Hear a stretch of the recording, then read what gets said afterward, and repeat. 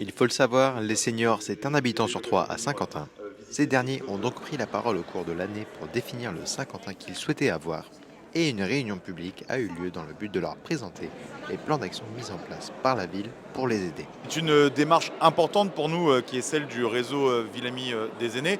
Et ce qu'on a voulu mettre en place, c'est de permettre au territoire de s'adapter aux enjeux de la longévité et du vieillissement. Et pour faire ça, il faut le faire avec celles et ceux qui sont concernés par cette politique, à savoir les seniors.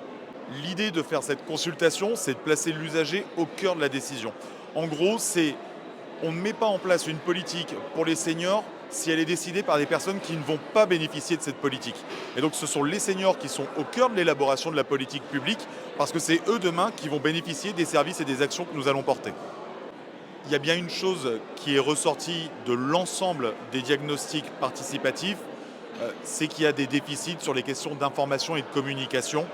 Et donc la volonté des seniors et donc la volonté de la ville demain, ce sera de mettre en place un guichet unique qu'on appellera certainement le pôle senior et qui permettra de retrouver toutes les informations, toute la communication sur tous les partenaires qui ont un lien avec les seniors sur le territoire. Parce qu'il y a eu des ateliers participatifs dans tous les quartiers.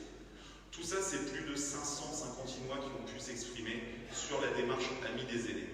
Ça fait maintenant 6 ans qu'on est dans le réseau Ville-Amis des aînés et on a déjà pu mener de très beaux projets. Moi, je pense à ce qu'on a pu mettre en place pour l'accès à la culture avec le covoiturage culturel. Tout ce qu'on a pu faire autour du lien social avec les opérations Viens, je t'emmène, avec les services civiques qui accompagnent les personnes âgées dans les transports en commun, qui vont aussi tenir les ateliers pour des après-midi récréatives. Toutes ces choses, et je ne peux pas en faire toute la liste parce qu'il y a eu beaucoup d'opérations, on le doit à la démarche Ville-Amis des aînés qui a placé les seniors au cœur de l'élaboration de ces actions. Et puis la vie est ainsi faite. On pense que quand on est âgé, soit on est isolé, soit on est malade. Nous, à Saint-Quentin, on pense tout le contraire. On pense qu'on a encore plein de choses à faire. Il faut juste m'expliquer comment on fait tourner la vie familiale. Qui va chercher les enfants à l'école? Qui fait tourner la vie associative? Les bénévoles, bien souvent, ce sont quand même les seniors. Alors on va dire c'est peut-être parce qu'ils ont plus de temps, c'est aussi parce qu'ils ont une expérience de vie. Donc on leur doit beaucoup. On se doit de mettre en place des politiques à leur destination, mais décidées par eux.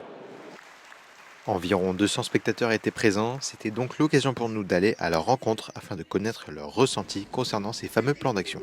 Je fais partie du CCAS avec la gym volontaire. La ville fait beaucoup pour les seniors. Ça donne une idée de tout ce qui se fait dans la ville pour les seniors. Très satisfaite par rapport à tout, parce que pour les appartements, pour les activités, comme je fais en ce moment. Moi, c'est parce que moi, j'en ai besoin. J'ai besoin de voir du monde. Oui, tout à fait, en espérant que ça fonctionne vraiment. C'est seulement beaucoup de seniors ne veulent pas suivre le rythme, ils n'osent pas ou je ne sais pas, mais bon.